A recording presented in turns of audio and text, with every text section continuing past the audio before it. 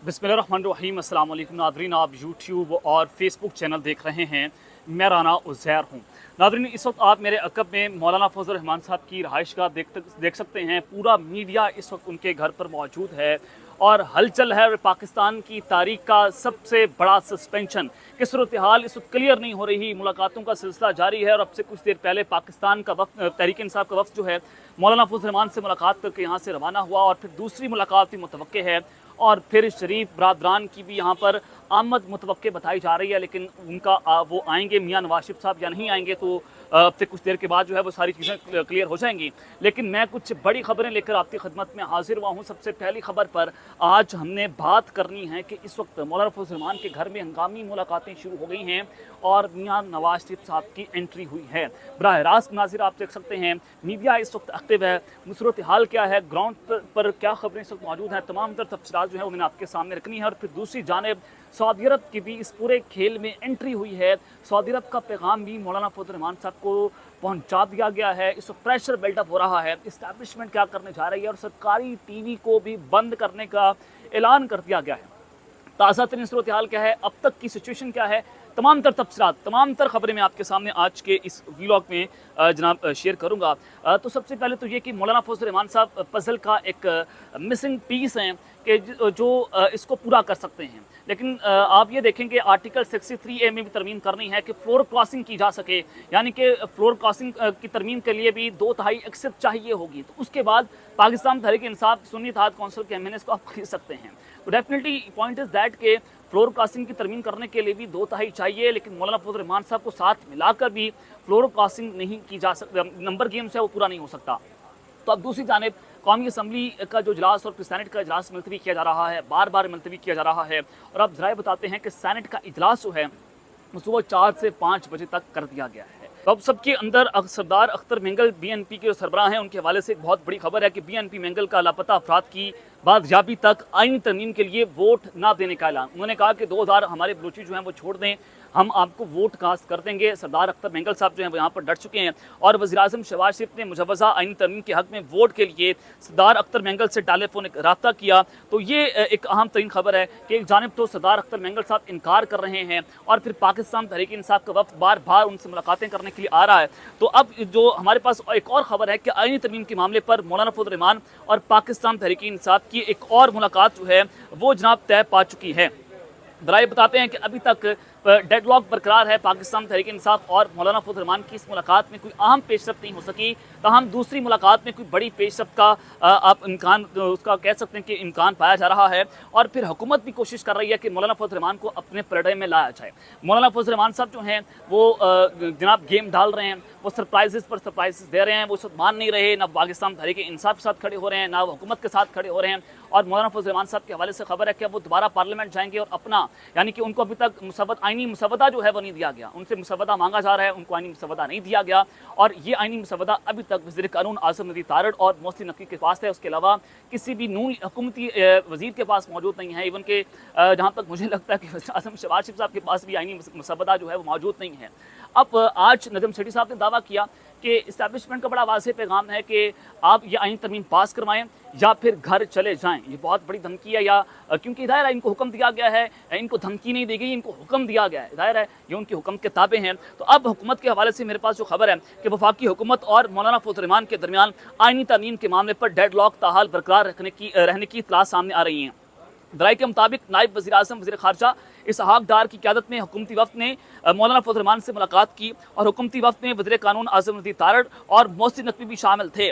और ये मुलाकात जो है वो जो इस वक्त चूँकि हमारे पीछे जो है मौलाना फजल रहमान साहब की रहाइश गाह है, इसी रहाइश गाह पर ये जनाब जो है वो मुलाकात हुई है। और इस मुलाकात में मौलाना फजल रहमान साहब और हुकूमती वफ़द जो है वो किसी भी हतमी नतीजे पर पहुँच नहीं सका है। हुकूमत और मौलाना फजल रहमान के दरमियान डेडलॉक ताहाल बरकरार है, जिसके नतीजे में हुकूमत की तरफ से आईनी तरमीम के लिए होने वाले कौमी असम्बली और सैनेट का इजलास भी आज मुलतवी कर दिया गया है। इस ऑप्शन पर ज़ेर गौर किया जा रहा था। जो खबर मैंने आपको सुबह भी बताई थी, तो बिल्कुल वही सूरत हाल इस वक्त जनाब बनती हुई दिखाई दे रही है। अब अगर आप इस पूरी सिचुएशन को देखें कि पीछे हमारे मौलाना फजल रहमान साहब का घर है और कोशिश की जा रही है कि आईनी तरमीम की जाए, जिसमें चीफ जस्टिस की एक्सटेंशन, हाई कोर्ट्स की जो जजेस हैं उनकी तैनाती और चीफ जस्टिस जो नए आने वाले चीफ जस्टिस हैं उनकी तैनाती, नई आईनी अदालतों का क़याम है, आर्टिकल 63A जो है उसको ख़त्म करना है। तो ये चीज़ें इस वक्त बहुत आम होती चली जा रही हैं। तो जनाब बैरिस्टर गौहर, उमर अयूब, साहिबजादा हामिद रज़ा भी मौलाना फजल रहमान के घर पहुंचे। शिबली फराज और असद कैसर साहब वहाँ पर मौजूद थे और ज़राए बताते हैं कि कुछ देर के बाद शरीफ बरादरान भी यहाँ पर पहुँच सकते हैं, लेकिन उनके हवाले से कोई मुतज़ाद खबरें चल रही हैं, कोई कन्फर्मेशन नहीं है। और एक ज़राए ने हमें ये भी बताया कि नवाज शरीफ साहब जो हैं वो जनाब उनसे मुलाकात करने नहीं आएंगे मौलाना फजल रहमान साहब से। और दूसरी जानिब आपको एक और ख़बर दे देता हूँ कि जो आईनी तरमीम का मामला है वफाकी हुकूमत और मौलाना फजल रहमान साहब जो हैं उनके दरमियान डेडलॉक क्यों बरकरार है। नवाज शरीफ साहब ने मौलाना फजल रहमान साहब के बारे में बहुत कुछ ऐसी जो है वो उन्होंने बयानात दिए, इस तरह से उनका दायरा है वो मामला जब बहुत ज़्यादा ख़राब हुआ, PDM 2 के अंदर भी उनको डॉज करने की कोशिश की गई, तो उस सब के अंदर मौलाना फजल रहमान साहब सख्त नाराज़ हैं और वो मुतालबा कर रहे हैं कि मियाँ नवाज शरीफ साहब उनसे माफ़ी मांगे। और अगर मियाँ नवाज शरीफ साहब जो हैं वो यहाँ पर आते हैं, उनसे मुलाकात करते हैं, तो डेफिनेटली वो माफ़ी मांगने ही आएंगे। तो सवाल ये बनता है कि क्या मियाँ नवाज शरीफ साहब जो है मौलाना फजल रहमान से माफ़ी मांग लेंगे या नहीं मांगेंगे। This is the main point. और हंगामी मुलाकातें जो हैं वो सब जारी हैं। पाकिस्तान तहरीक इंसाफ का वफ़द जो है वो एक बार फिर से मुलाकात करने जनाब मौलाना फजल रहमान साहब के घर पर आएगा। तो ये बराह रास्त मनाज़िर हम आपके सामने जो है वो रख रहे हैं।